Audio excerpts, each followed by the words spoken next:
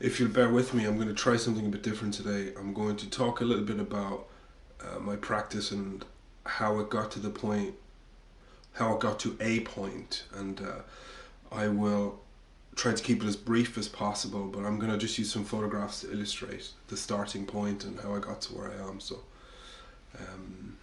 yeah, let me know what you think afterwards, if it's something that's interesting, or if you think you would prefer kind of more of the out and about, kind of here and there stuff. But ultimately I'd like to show, not just the process of getting a studio, but also the process of running a studio, maintaining it, and catching ideas and releasing them and so on. So I'm going to try this today.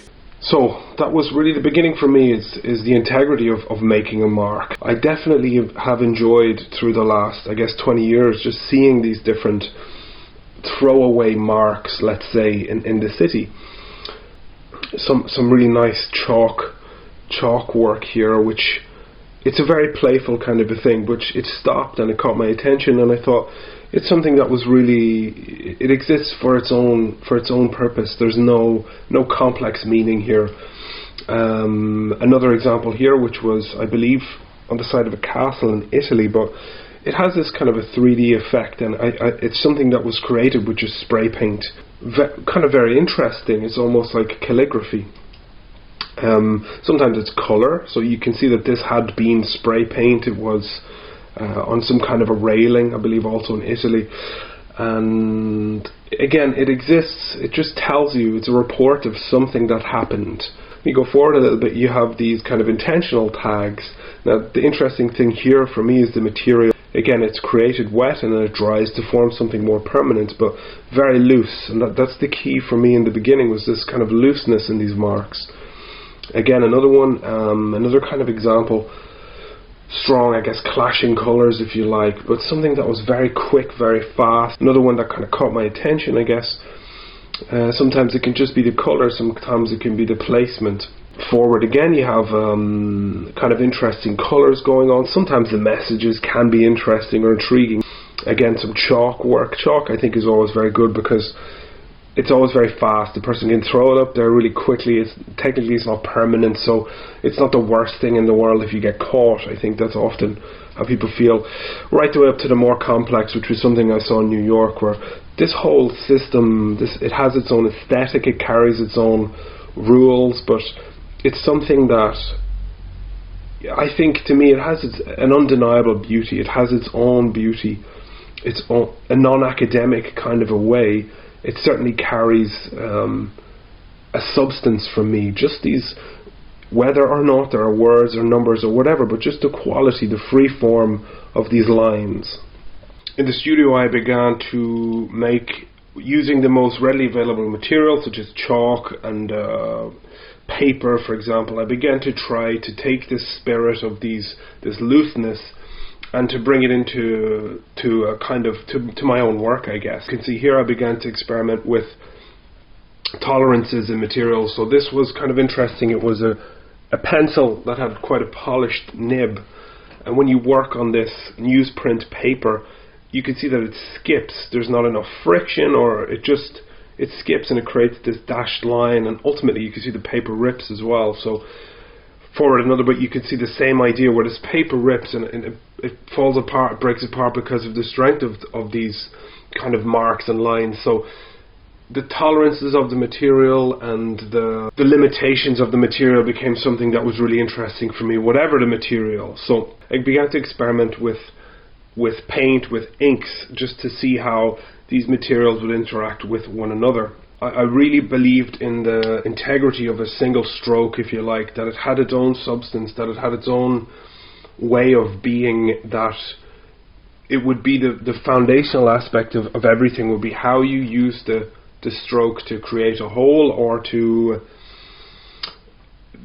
even as a standalone aspect. I wanted to use this sort of this looseness, but also to try and to put it within some kind of a template. So, for example, this is somewhat figurative here, but yet there's a lot of layers that were built up that weren't necessarily attempting to draw something. So at that point, I decided to branch off a little bit using this idea of the stroke, and then I began to the venture kind of into what would you say, portraiture. I mean, it's ultimately to capture a natural human expression that doesn't feel contrived, that feels free, that feels open, is a very, very challenging task. So it was something that I kind of threw myself into. The culmination of that work, I think, came with this piece. I think, yes, this is the one. You can see every stroke, you can take it apart, you can see how it was created. It's very authentic to me because there's nothing there that stands for something else or that attempts to hide how it was created. So you can read it in two ways. You can disassemble these marks and look at them individually, or you can read it as a whole. And it was that back and forth dialogue between material and image that began to really become something interesting for me. Often you have a wall or a page or something to shape the brush, to load the brush with paint and then to shape it before you actually use the canvas. But I always felt, the more I looked at this space, that it was these kind of strokes on the wall that became ultimately more interesting, more substantial, and in a way more meaningful than anything I was putting on the canvas. So I went back and then I started to look again at the material and at how the very simplest sort of brush strokes can create, how these could be used to create this feeling of weight and of depth.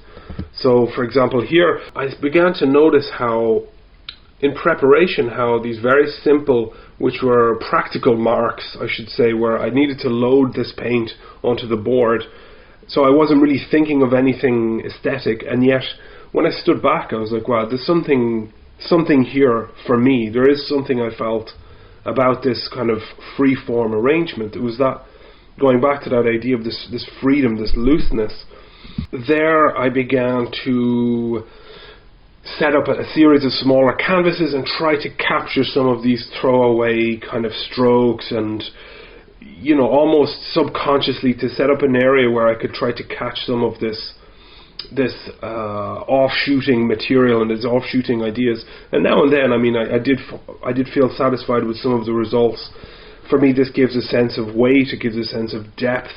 There is an invocation almost of some kind of an image there, and yet I really enjoy how the layers and the colours work together. So there's a complexity of forms there that I really enjoyed. So moving forward with that idea, then finally it was a simplification. So where finally I could see that ultimately it was the material itself. It's the material that creates this spontaneity. It's the material, how it behaves, and the more free rein I would give to the material, I felt the more natural and the looser it became, yet somewhat within the confines, obviously within the confines of a canvas of some sort, but it was a lot more evocative than anything that I was trying to push, any image that I was trying to draw from.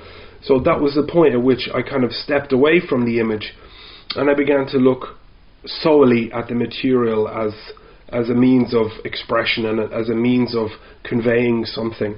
And that's basically the point at which I'm at now. It's a relationship with the material. So that was very kind of rambling. So I hope some of it was illustrative or even somewhat interesting, because often when you get asked these questions, it can take a while, like why is it like this? But you've got like 10, 15, 20 years of asking yourself similar questions and 20 years of experiments which bring you to a certain point that isn't necessarily visible to anybody. So they stand in front of the painting and they see what they see, and that's fine, but you don't see everything that went into it, or went in, that's on the floor, or that's on the walls, or that got discarded. So I really hope that was somewhat useful or insightful. So